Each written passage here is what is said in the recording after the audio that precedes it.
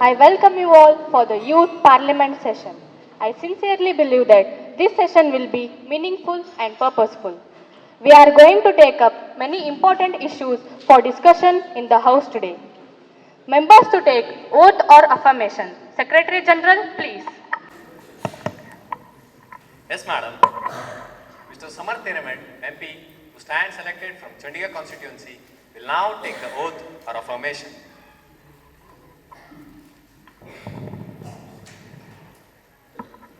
Mr. Samar, do you want to take the oath or affirmation? In which language would you like to take the oath? English. Okay, sir. Kindly proceed.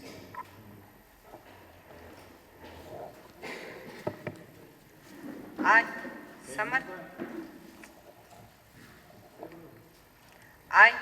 Samar Thiraman, having been elected as a member of lower house of the Youth Parliament, do hereby swear in the name of God that I will bear true faith and allegiance to the Constitution of India as by law established, and that I will uphold the sovereignty and integrity of my country, and that I will faithfully discharge the duties upon which I am about to enter. Jai Hind.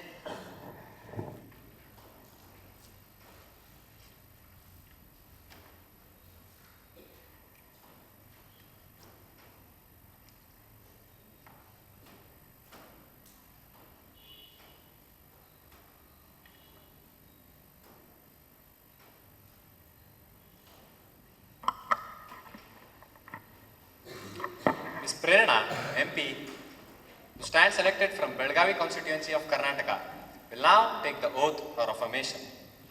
Ms. Prerna, do you want to take the oath or affirmation? In which language would you like to take the oath? Kindly proceed, madam.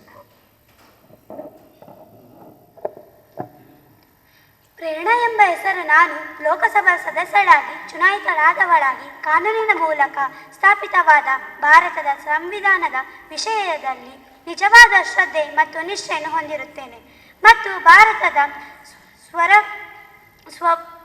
ಸ್ವರಭೌತ್ವ ಮತ್ತು ಅಖಂಡತೆಯನ್ನು ಎತ್ತಿ ಹಿಡಿಯುತ್ತೇನೆ ಮತ್ತು ನಾನು ಈಗ ವಹಿಸಿಕೊಳ್ಳುತ್ತಿರುವ ಕರ್ತವ್ಯವನ್ನು ಶ್ರದ್ಧಾಪೂರ್ವಕವಾಗಿ ನಿರ್ವಹಿಸುತ್ತೇನೆ ಎಂದು ದೇವರ ಹೆಸರಿನಲ್ಲಿ ಪ್ರಮಾಣ ಮಾಡುತ್ತೇನೆ. ಭಾರತ್ ಮಾತಾ ಕಿ ಜೈ.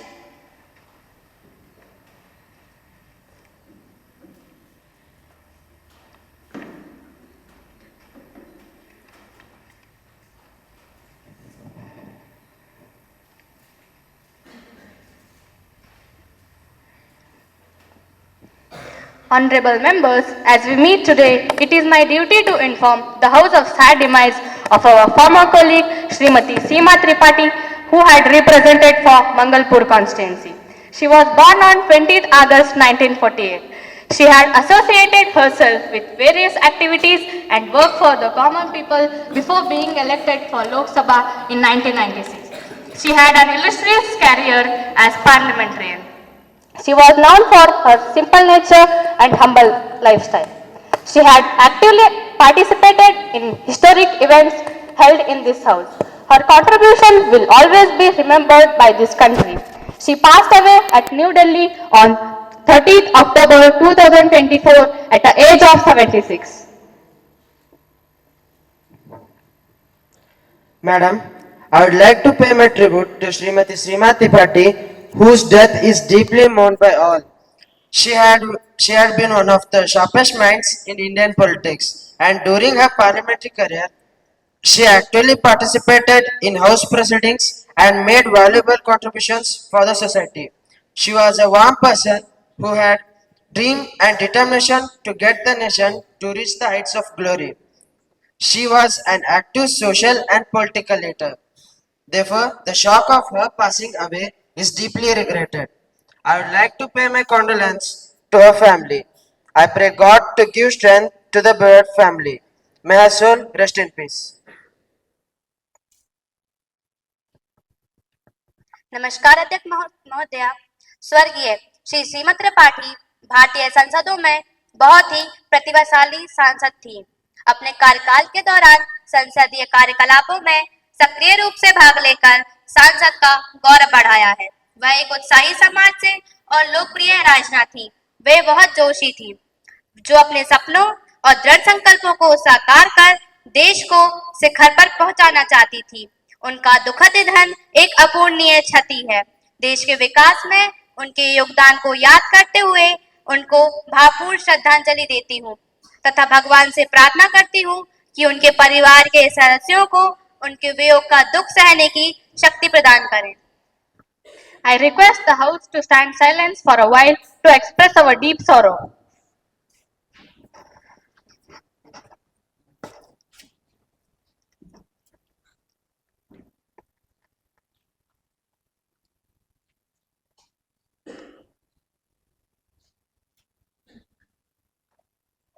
Please take your seats. Secretary General may convey the message of condolences to the bereaved family. Yes, madam, surely. Prime Minister to introduce new ministers. Madam Speaker, I have pleasure in introducing to you and through you to the House my colleagues, the new ministers. Mr. Samarth Hiramet, Minister of Civil and Aviation.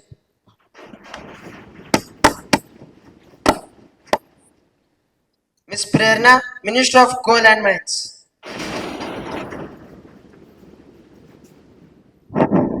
Now the question hours begins. Question number 301, Miss Uma, please.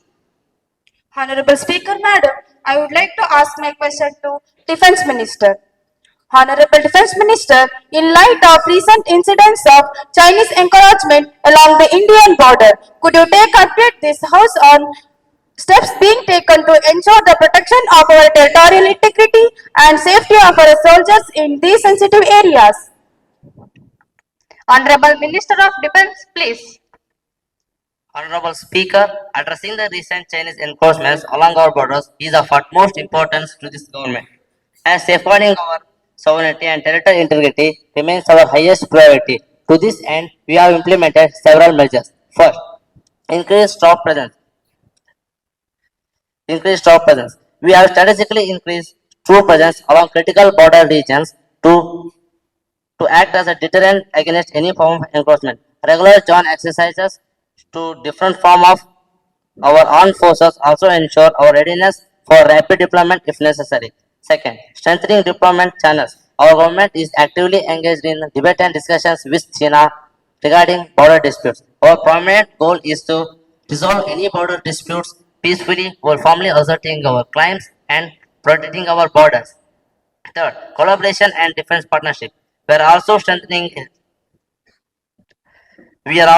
our alliance with neighbor countries and engaging multilateral defense initiative which allow us to fortify our overall defense posture in the region.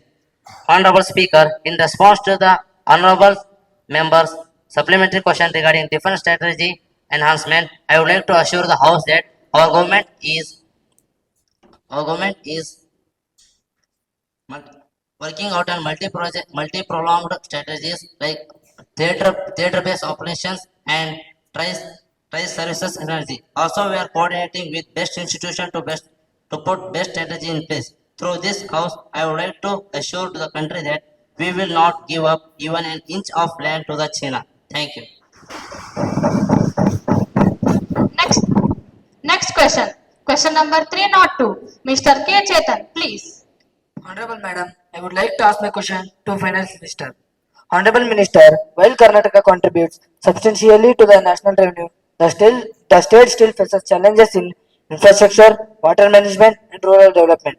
What measures are being taken to address these religions specific needs and improve cooperation between the center and Karnataka to ensure balanced growth within the state?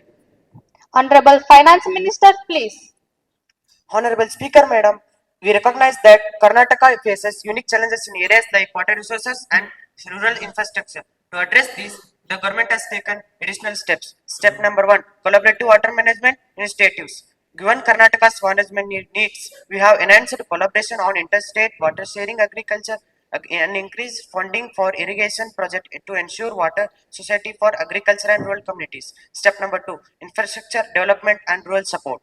The center is actively partnering with Karnataka on infrastructure projects such as national highways and rural electrification, providing both funding and technical support to accelerate development in critical areas. Step number 3, strengthening cooperative federalism. Platforms like Niti Ayojan after a space for Karnataka to discuss its priorities with center, ensuring policies are tailored to the state-specific needs for fostering cooperative governments. Through this action, the government aims to ensure that Karnataka, along with other high contributing states, receives fair support and resources for its development, promoting both state and national prosperities. Madam, I have one more question, please. Okay, proceed. Nowadays, teachers are working for the betterment of rural talented students, and they are sacrificing for outstanding performance of the students. Though they are working for 24 into 7, but they are not given pension. What is your decision on NVS employees pension scheme? Honorable Finance Minister, please. Sir, I know that NUS employees are working for the betterment of rural talented students. Their pension scheme is under consideration.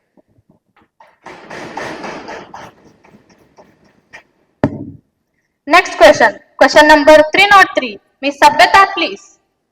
Honorable Speaker, Madam, I would like to ask my question to External Minister. Honorable External Minister, while many young Indians seek opportunities abroad due to better career prospects and higher salaries, what steps is the government taking to improve job opportunities and create a favorable environment in India that aligns with the aspirations of our educated youth?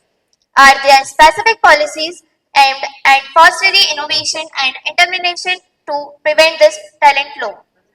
Honorable Minister of External Affairs, please. Honorable Speaker, in response to the supplementary question on improving the domestic job prospects, aligning the youth opportunities and youth aspiration, I would like to highlight these points that incentive for foreign companies to set up in India through the production linked incentive PLI scheme, we are attracting global corporation to establish their operation in India. Through this, the Indian educated or competitive students will get more number of jobs in the manufacturing sectors and technology sectors, allowing our educated youth to find competitive positions without needing to migrate in anywhere countries. Improving work environment and living standards. The government is working on comprehensive labor reform to ensure better wages, working conditions and quality of life. Programs like improve infrastructure quality, life and urban facilities aim to make an India a more attractive place for talented individuals to work and live. Through these combined efforts,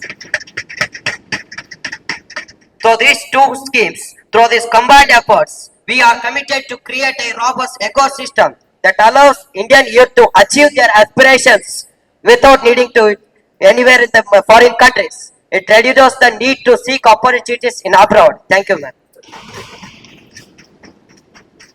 Next question. Question number 304. Ms. Sanjana, please. Honorable Speaker, Madam, I would like to ask my question to Agriculture Minister. Honorable Minister, while minimum support price and welfare schemes have certainly provided much needed support, but farmers still face challenges with rising input costs and limited access to affordable credit. What additional measures is taken by the government on implementing to help farmers overcome these challenges and achieve sustainable livelihoods? Honorable Minister of Agriculture, please. Honorable Speaker, the government recognizes the critical role of our farmers and is committed to ensuring Thousands of farmers are doing. What is your government doing? We have implemented several initiatives to support them. Minimum support price. The MSP program ensures that farmers receive a fair price for their produce. The government is doing nothing for the farmers. Each season, protecting farmers from price fluctuations in the open market. This assures them of a minimum income and reduces the risk of losses. Parliamentary Fasal Bima Yojana to protect farmers against crop loss due to natural calamities and adverse weather. It provides insurance coverage. This mitigates risk, allowing farmers to focus on cultivation without the fear of losing income due to unpredictable events. E-National Agriculture Market. The ENAM platform provides farmers with access to broader market for their produce. By connecting various agricultural markets online, farmers can discover better prices and reduce their dependency on local middlemen. Thank you, ma'am. Mr. Anil Kumar, do you have any supplementary question? Yes, ma'am. Honorable Speaker, despite being vital to our economy, farmers continue to struggle with such issues as fluctuating crop prices and financial insecurity. Could you explain the government initiatives, particularly the minimum support price and welfare schemes of farmers? Are they helping to ensure the livelihood and welfare of farmers? Honorable Minister of Agriculture, please.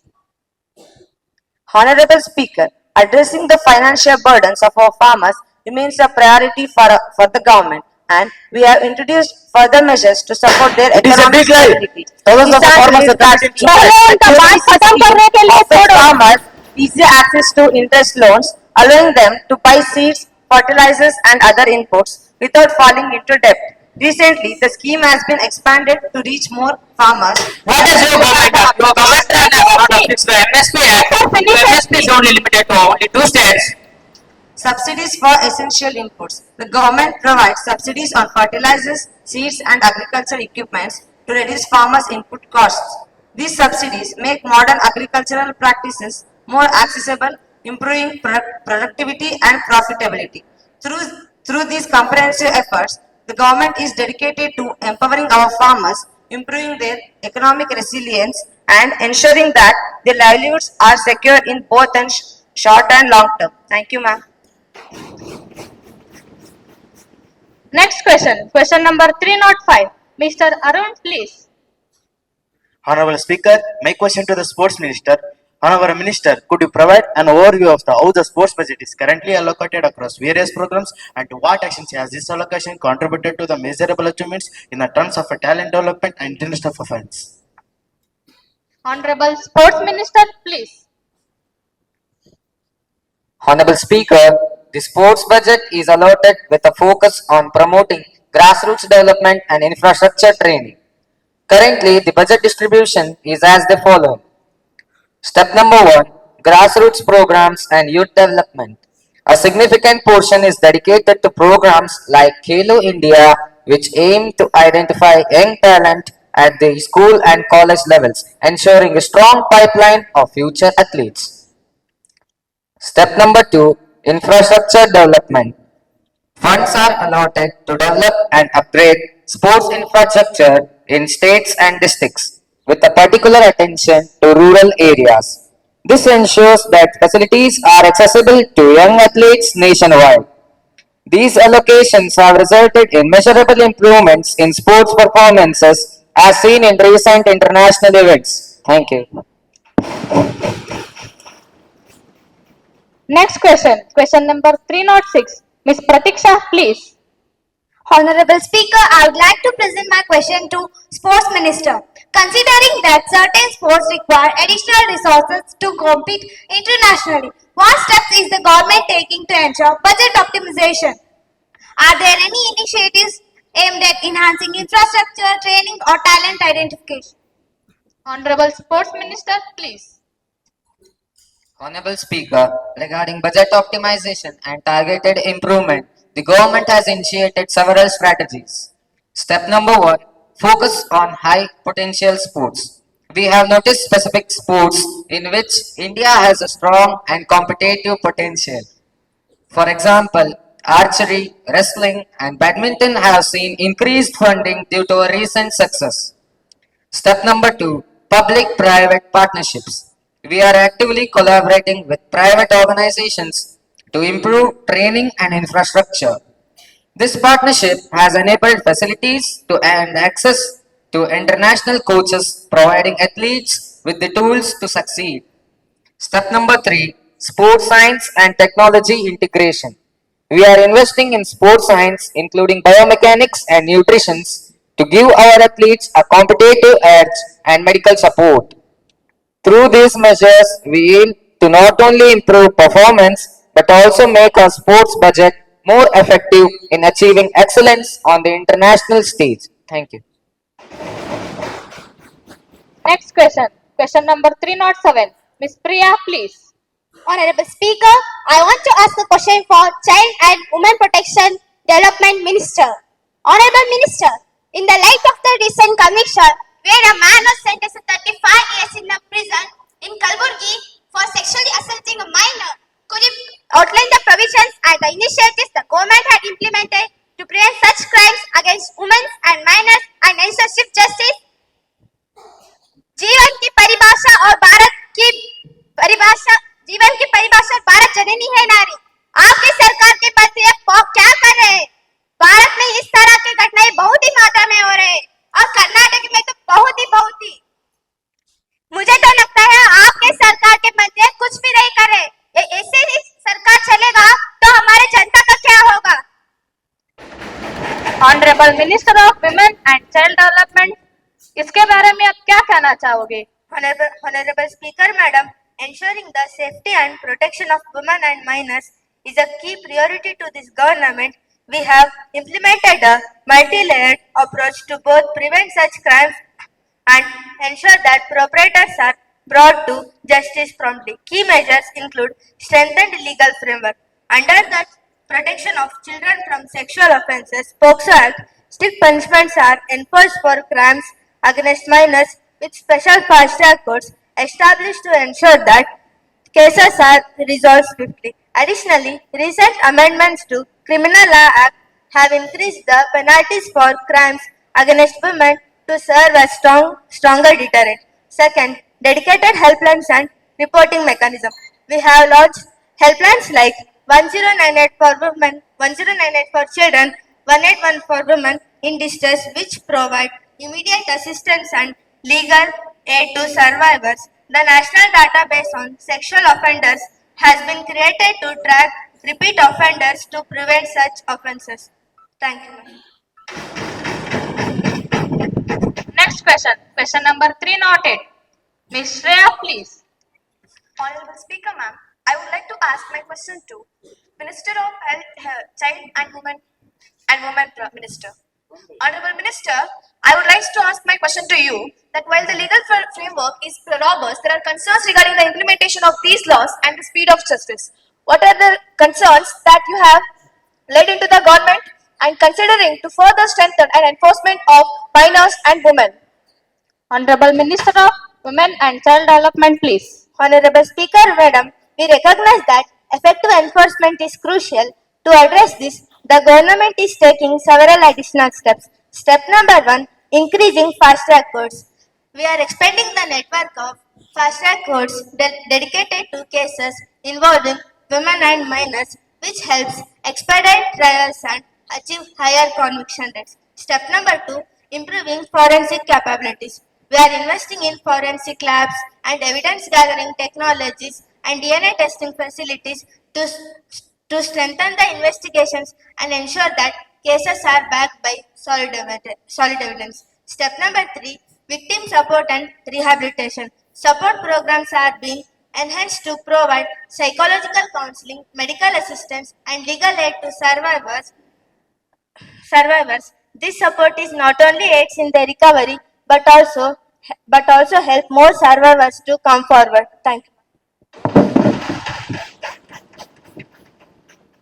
Next question number 309. Ms. Samanvita, please. Honorable Speaker, ma'am, I would like to ask my question to Health Minister. Honorable Minister, in light of deeply concerning report on the tragic death of 169 infants in Belgavi over the past 10 months, could you please clarify what immediate actions the government has undertaken to address the critical deficiencies in neonatal across the state-run facilities? Honorable Minister of Health, please.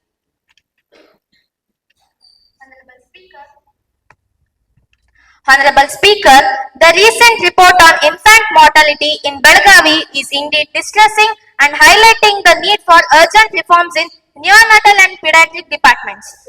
Step number 1, rapid assessment and intervention. The Health Ministry has deployed a team of senior healthcare officials and pediatric experts to Belgavi to conduct a thorough assessment of healthcare facilities. This includes identifying immediate deficiencies in equipment, staffing, and sanitation processes within the neonatal units. Measure number 2, supply of essential equipment. Recognizing the lack of critical equipment has a potential contributing factor, the government has expedited procure processes for life-saving neonatal devices such as incubators and ventilators. These items are being prioritized for delivery to affected hospitals in Belagavi and other areas having same high neonatal mortality rates. These immediate actions reflect to reform and bolster the neonatal units and healthcare services. The government is committed towards protecting the vulnerable infant lives and ensuring quality healthcare across India for the future generation. Thank you, ma'am. Next question, question number 310. Miss Jayashree, please. Honorable Speaker, Madam, I would like to ask my question to Education Minister of State. Honorable Minister, considering the ambitious scope of the National Education Policy NEP 2020, what specific actions has the government taken to address concerns regarding its implementation and ensure its goals align with the diverse needs of students, teachers across the urban and rural regions? Honorable Minister of Education for State. Honorable Speaker, the NEP 2020 marks a transformative step toward creating a holistic and flexible education system that accommodates the Indian students and supports the growth of essential skills for the 21st century. Since its introduction, the government has prioritized phased implementation across key areas like curriculum overall and flexibility, focus on inclusivity, digital and technological access. In curriculum overall and flexibility, the ministry has introduced a redesigned curriculum that emphasizes foundational learning. Shift aims to foster lifelong love for learning and is adopted regionally to respect linguistic and cultural diversity. Focus on inclusivity.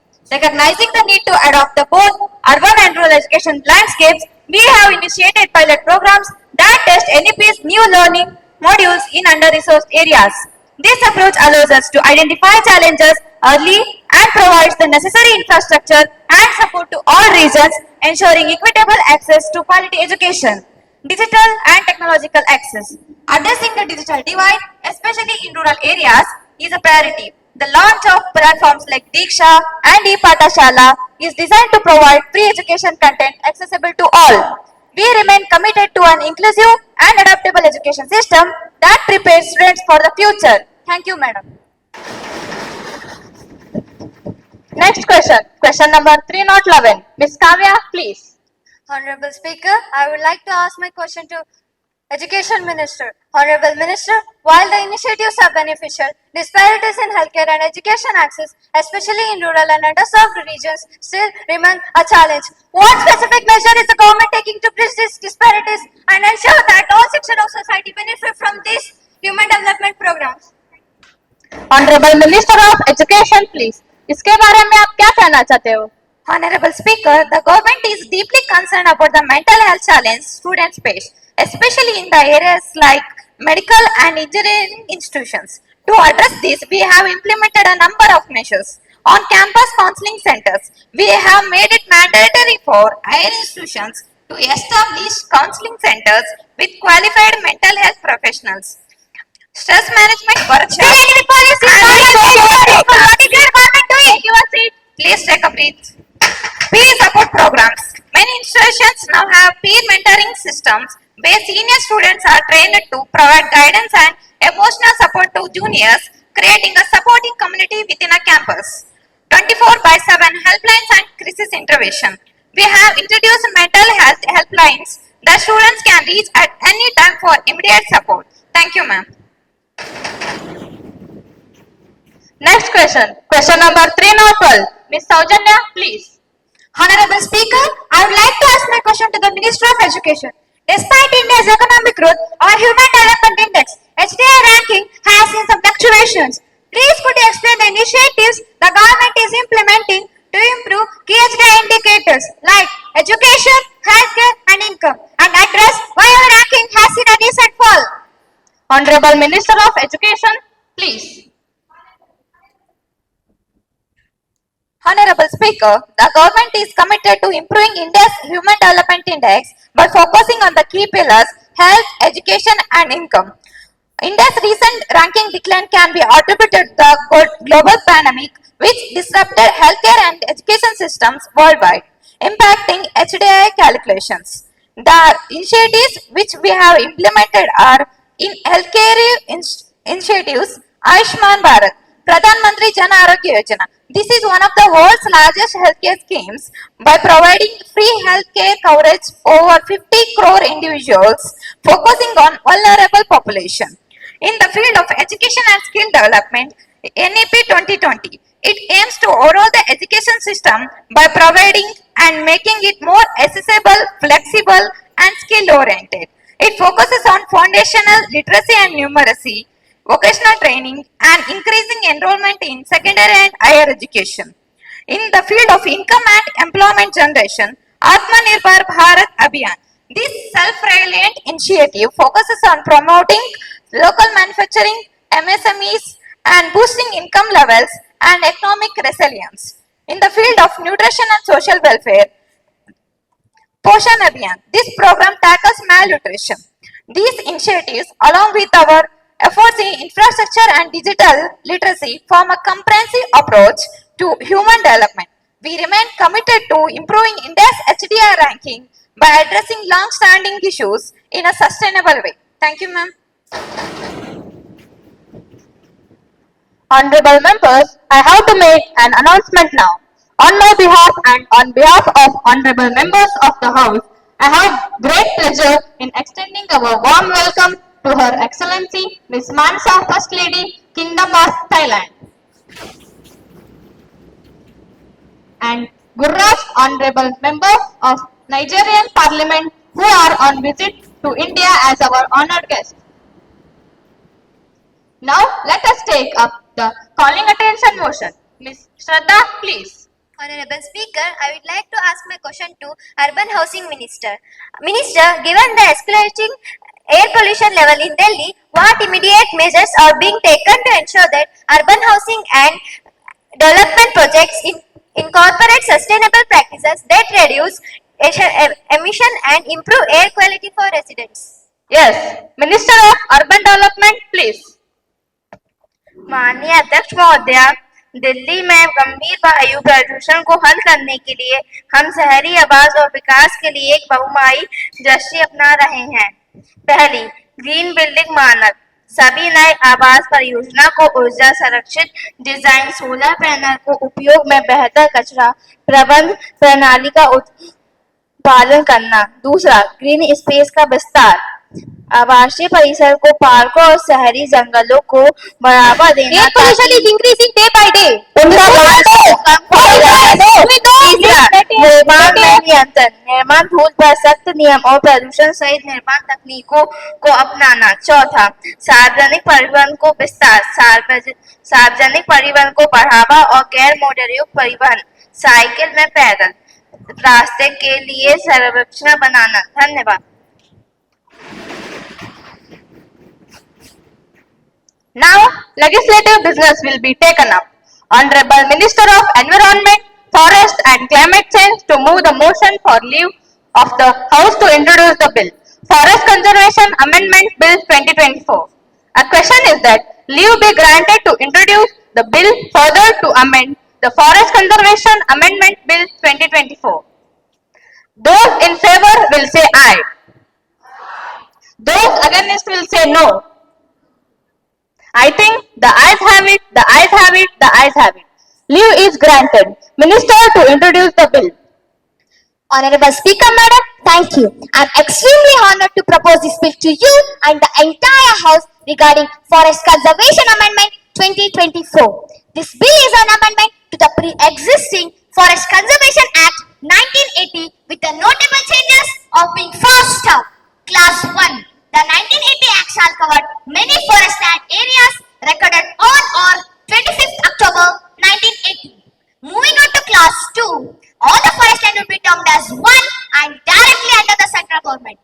Under this Act, all the state ministers are requested to submit their forest land areas in their respective states into various categories such as wildlife sanctuaries, national park, community reserves, and conservatory reserves. Moving on to Class 4, this bill aims to achieve its target by creating an addition of 2.5 to 3 billion tons of carbon sink and has the vision of increasing forest and tree covers by the total one-third of the land area.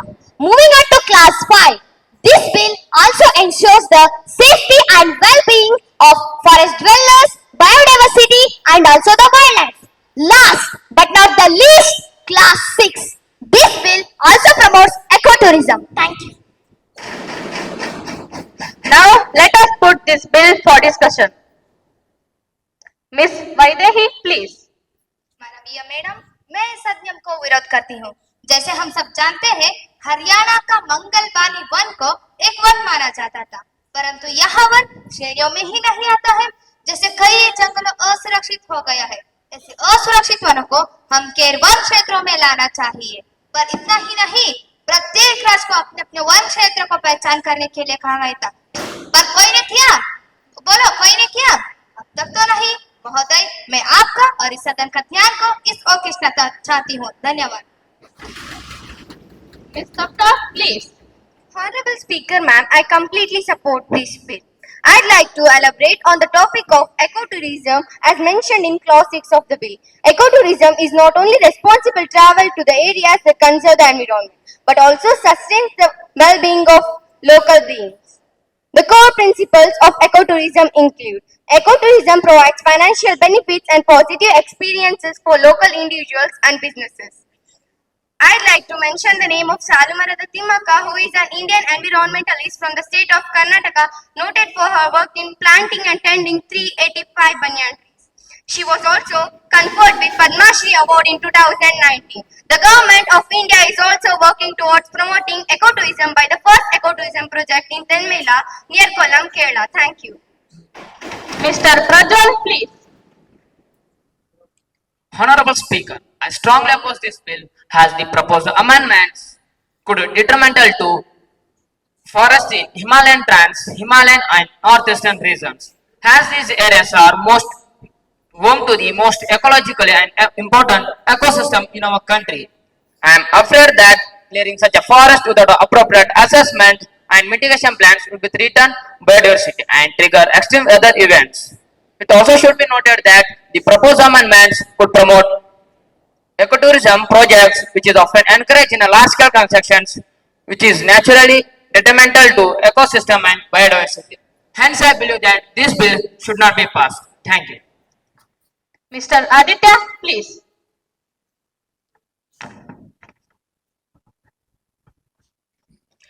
धन्यवाद महोदया। मैं सरकार द्वारा इस विधेयक के पक्ष में रखे गए कथन से असहमत हूँ। एक तरफ आप पर्यावरण पर्यटन यानी इको टूरिज्म की बात करते हैं और दूसरी तरफ औद्योगिकरण यानी विकास की दौड़ के नाम पे अंधाधुंध कटाई करते हैं। सरकारी आंकड़ों के हिसाब से बीते 5 वर्षों में 1.09 करोड़ पेड़ काटे गए। मैं फिर से दोहराता हूँ, 1.09 करोड़ पेड़। कई जीवों की प्रजातियां विलुप्त होने के कगार पर है, जैसे कि बाघ, शेर, तेंदुए मानवीय इलाकों में आ रहे हैं, जिससे यह जानवर लोगों के लिए खतरा बन रहे हैं। जब वनों में जीव जंतु ही नहीं रहेंगे तो इको टूरिज्म का क्या मतलब रहेगा। आलम तो यह है कि प्रधानमंत्री जी चीतों को विदेशों से मंगवा रहे हैं और यहाँ इको टूरिज्म का गुहार लगा रहे हैं। अतः मेरे हिसाब से यह विधेयक अपने आप में विरोधाभास है। धन्यवाद। Miss Kirtana, please.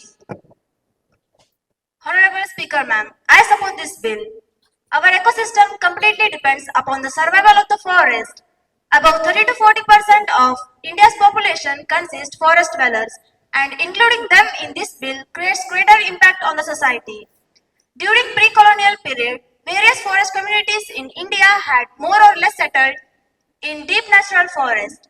To conclude, I would like to express that I comply with this bill, which portrays the protection of forest and overall development of forest communities. Thank you.